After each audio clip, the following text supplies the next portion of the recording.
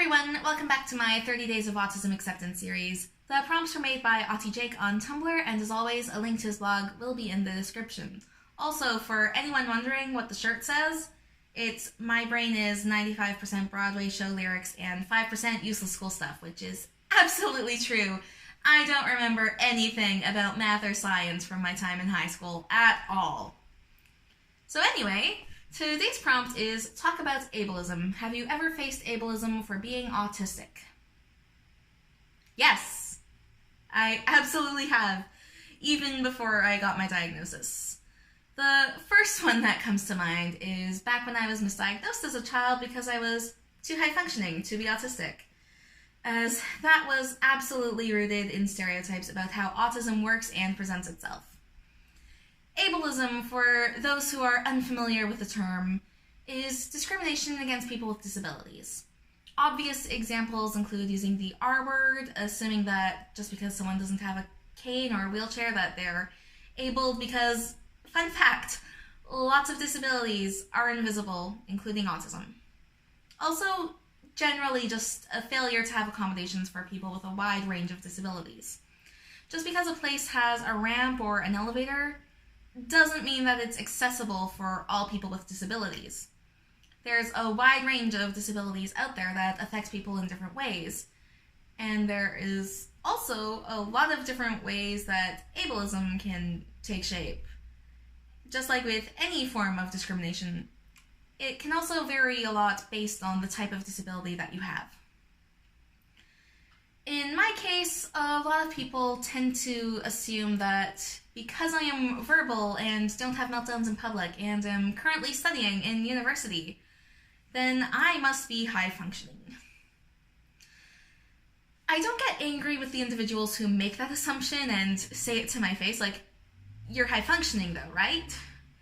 It's not their fault. That is a stereotype that is very pervasive in our culture, and not a lot of people outside of the actually autistic community are aware of what that means. I am not high functioning, I just have low support needs. I spend all day, every day, putting all of my energy into trying, with various degrees of success, to pass as neurotypical so I can get through the day without being judged or facing more direct forms of ableism. And often by the time I get home, I have very little energy for anything else because I've put so much work into holding myself together while out in public. Back before I got my diagnosis, I had very frequent meltdowns, and they would often be very bad. These days I have meltdowns less often, but I have been having more frequent shutdowns or nonverbal episodes in place of those. And being drained, I tend to also get very irritable, and sometimes Sassy Abby comes out a little too much and not a fun time. I feel so sorry for my roommate sometimes. So yeah, I would not count that as being high functioning. It just appears that way to people on the outside. The way that other people experience my autism may seem mild or high functioning, but on the inside, not so much. That is not what's going on at all, really. It's just not true. Quite often on the inside, I am feeling very close to potentially having a meltdown, so I will need to get out of the situation immediately to avoid that. Functioning labels, as a whole, are very much ableist, because, as I've just explained, they do not provide a clear picture of an individual's experience. Better language to use would be high support needs for individuals who do need more support, and low support needs for individuals who don't need as much support, such as myself. Another favorite of mine is, "You don't look autistic." I am sorry, but what does "you don't look autistic" even mean? Like, am I supposed to be constantly hand flapping so hard that I start to fly? Should I put on sunglasses and noise-canceling headphones and wear my chewy necklace and run around while doing so, just to make it more obvious? I I honestly have no clue what that phrase is supposed to mean, because autism does not have a look.